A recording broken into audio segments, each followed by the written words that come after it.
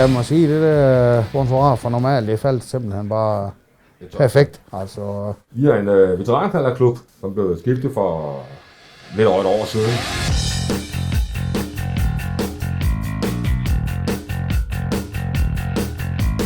Vi har jo ansøgt normalt sponsoratet, fordi vi synes, at vi godt kunne bruge nogle nye ting i vores klub. Det vi havde, det var noget gået for en gammel lort, ikke også? så vi har jo brugt penge over nye stol og borde, og så den der skærm med de der mikrofilm. Plus der kommer også en bærbar computer og en printer.